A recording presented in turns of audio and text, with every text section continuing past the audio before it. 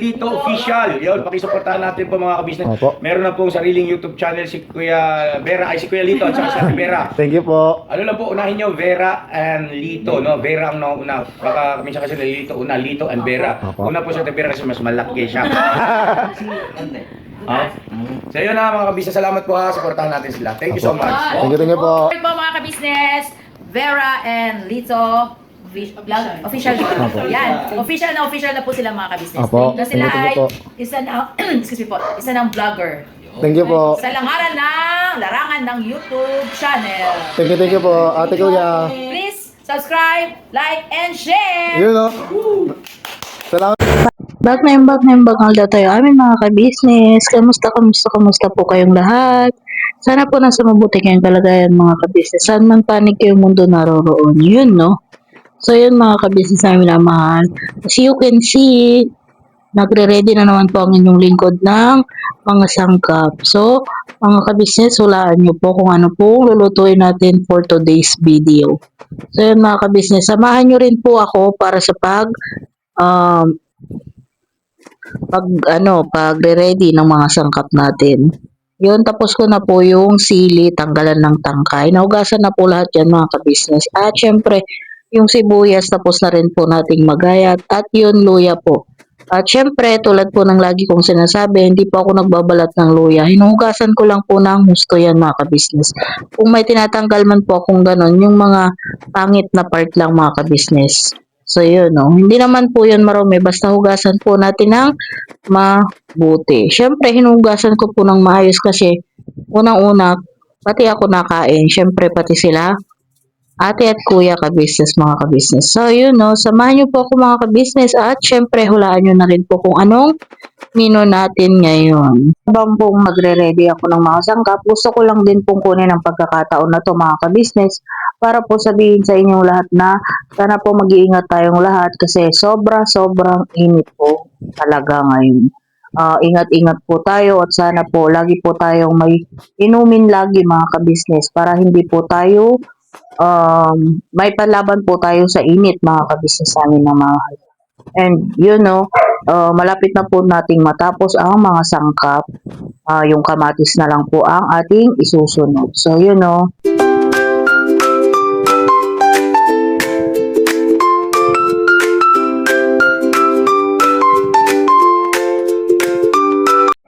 pagkatapos ng kamatis mga ka-business ay re-ready ko na rin po ang ating kalamansi. Masarap po at malasa pagka may kalamansi po tong ating lulutuin mga ka-business na may minamahal.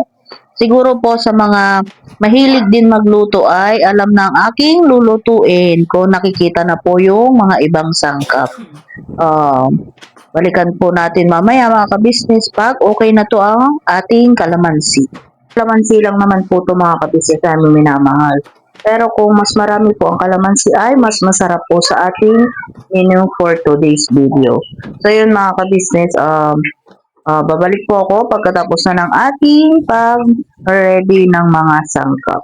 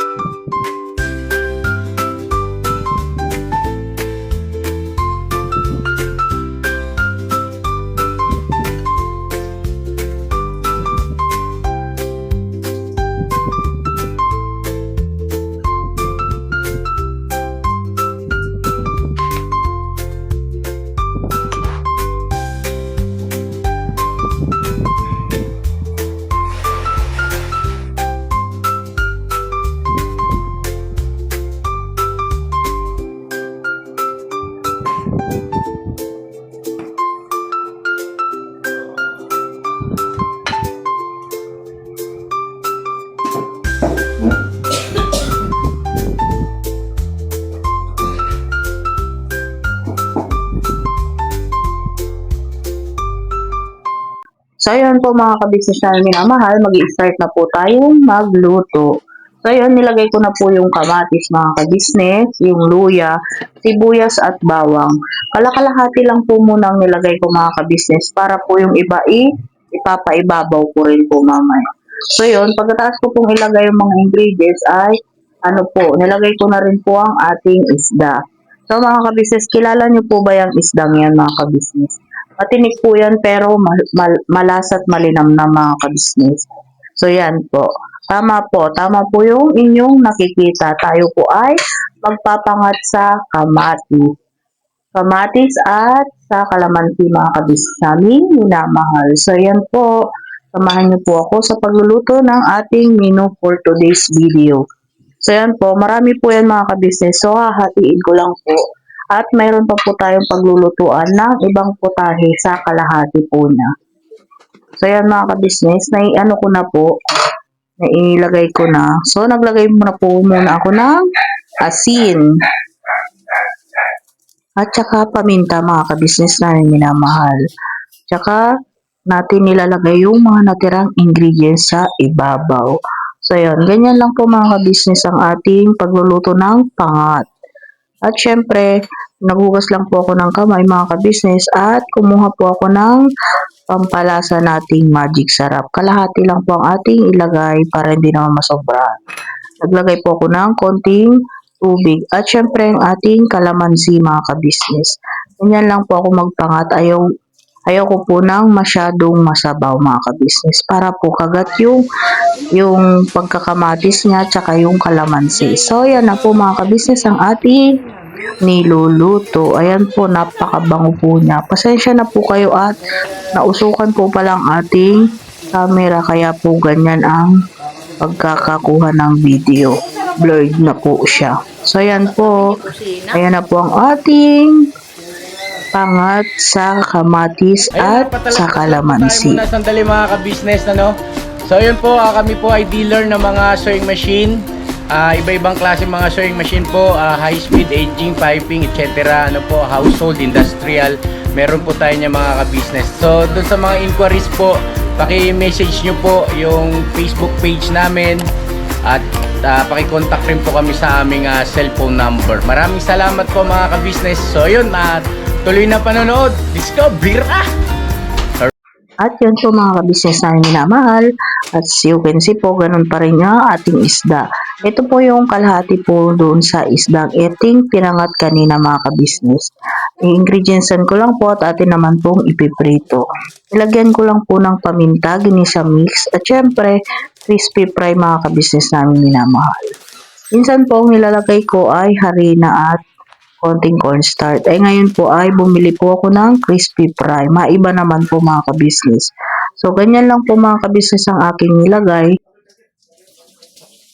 Siyempre maghuhugas tayo ng kamay kasi akin pong ihahalo ng kamay. Mas maganda po kasi pag kinakamay mga kabisnes at para kumapit po talaga yung lasa sa ating mga isda. So yun mga kabisnes. Siyempre maghugas naman po tayo ng kamay kaya malinis naman po mga kabisnes. So yan po. Ganyan-ganyanin lang po natin.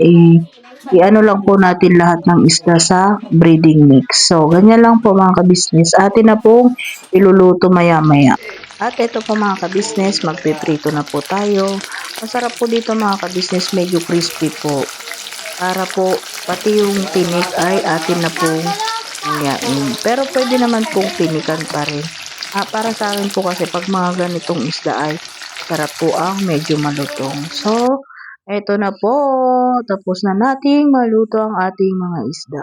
So, yan lang po mga kabisnes namin minamahal. Yan lang po ang ating menu for today's video.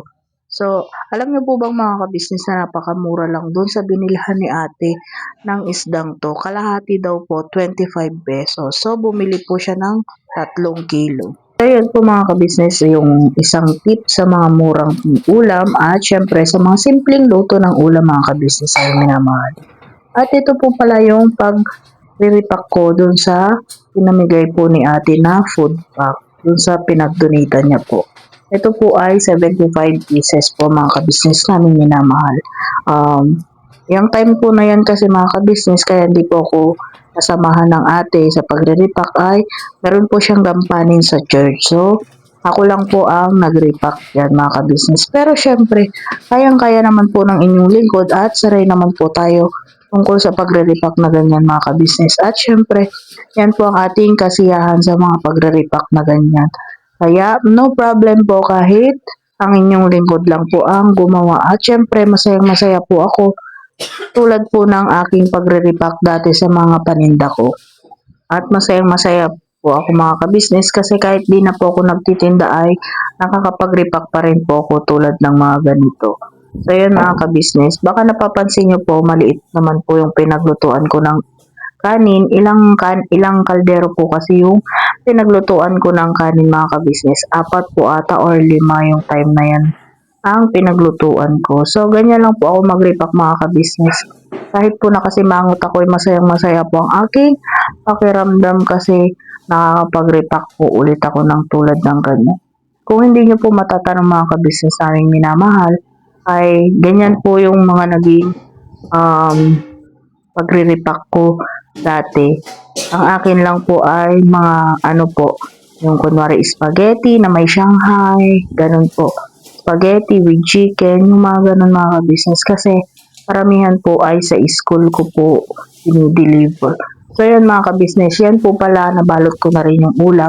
Binalot ko po muna ng plastic labo para hindi po maghalo yung ulam at saka yung mga kabisnes kanin. So yan po, ganyan lang po ako mag-repack mga kabisnes. Ewan ko po ba mga kabisnes at kung may ginagawa ako para daw akong nakasimangot. Pero hindi naman po. Sanay lang po kasi akong seryoso pag may ginagawa para po maayos ang aking pagkakagawa. At syempre po, mas madali po. So ganyan lang po ako mga kabisnes. Pagkatapos ko pong maglagay ng kanin, ulam at lalagyan ko na rin po sa gilid ng mga kutsara para hindi na po hassle sa mga magbibigay po dito sa food pack para sa mga kutsara. So ayan mga kabisnes, at syempre nandito na po tayo sa takipan section. Yun no, kanya-kanyang section kasi yan mga kabisnes. Merong paglalatag ng lagayan, paglalagay ng kanin, paglalagay ng ulam, paglalagay ng kutsara, at syempre pagtatakip. Mamaya po ay yung pagre-repack naman po mga kabisnes. So, ganyan lang po at sanay naman ang inyong lingkod sa ganyan. At, syempre, naalala ulit ang mga nakaraang trabaho. Yun mga kabisnes. Opo, ito po yung narinig nyo mga kabisnes. Halos ganyan po ang aking mga naging trabaho. Karamihan po ng aking naging trabaho ay about sa pagkain, bukod po sa parlor. Pagkatapos ko po nun magtrabaho sa parlor ay puro kantin na po ang aking naging trabaho. Canteen factory, may canteen school, may canteen ng mga terminal, may canteen din po ng shuttle bus, may mga ganun po. Halos marami nang naging experience ang inyong lingkod. Kaya, syempre, hindi naman sa mga kabisnes, maraming pwedeng pasukin na trabaho ang inyong lingkod. At syempre, maraming naging experience. Syempre, salamat din po sa aking mga magulang na sa mura kong edad dati ay tinuruan akong magsipag, tinuruan akong paano maggawa sa mga trabaho, mapabahay man po yan, mapabukid. Opo mga kabisnes, tama po yung narinig nyo. Tinuruan din po kaming lahat para sa mga gawaing bukid ng papa ko. Opo, bago po siya mamatay ay naturuan niya po kaming lahat mga kabisnes. Kasi sabi po niya mga kabisnes, para kahit saan po kami mapuntang lugar ay hindi po kami mahirapan kung sa pakikisama ay sa hanap buhay. So, syempre, malaking pasasalamat ko sa aking pamilya mga kabisnes kasi lalo-lalo na sa aking magulang. Kasi inagad po kami ng trabaho. So, yun mga kabisnes, sa inyong lingkod, kahit saan po mapunta, kahit ano pong sabakin na trabaho ay awa ng Diyos ay nakakaya naman. At meron pa po mga kabisnes pala, syempre nanonood yung aking mga naging katrabaho at yung aking naging kaibigan na may-ari ng resto bar na pinagtrabahoan at aking minanage noon. So yun, opo, totoo po yun mga kabisnes, yung narinig ninyo na nag-manage at nagtrabaho din po ako sa isang resto bar. So, yun mga ka-business. Tapos na po pala akong magtakip. So, yun, magre-repack naman po tayo. Ang aking pinaglagyan na po pala ay yung, yung plastic na pinaglagyan ng ating lagayan. So, ganyan po mga ka-business. Tayo na pong mag-repack at samahan niyo po ako. O, diba po mga ka-business na minamahal, kaiyakang-iyakan ang inyong lingkod yan. So, yan na po ang pinaglagyan ko para po marami pong malaman. Kung yung maliliit lang po kasi na plastic bag ay ilang piraso lang po. So, yan po ay dalawang ganyan po ang aking mapaglalagyan yan. So, yun mga ka-business. So, yun mga ka-business na minamahal. Gusto ko lang din kunin po itong pagkakataon na to para po maglambing po sa inyo.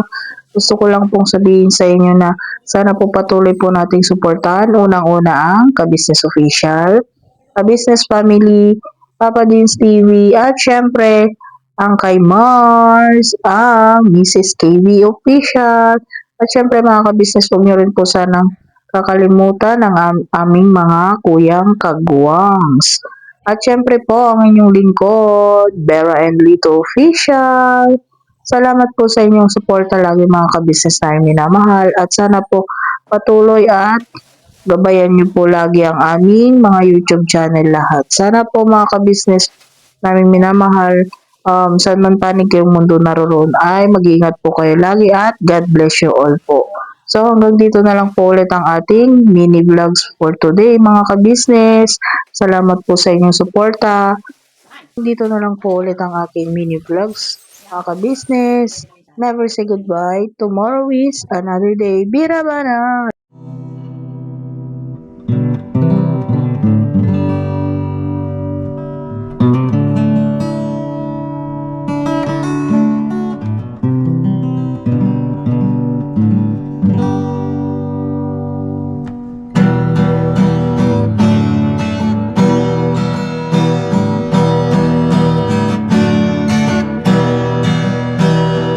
Tayong lahat ay magkakasama.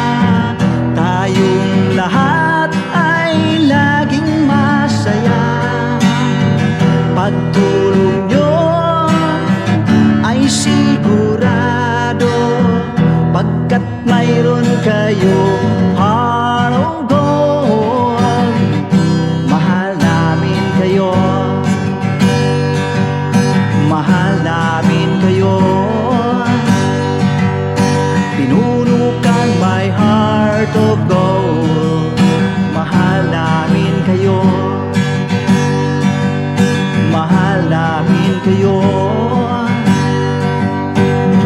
Minahal kayo ng mga tao kahit sa panig nitong mundo, pagkat mayroon kayo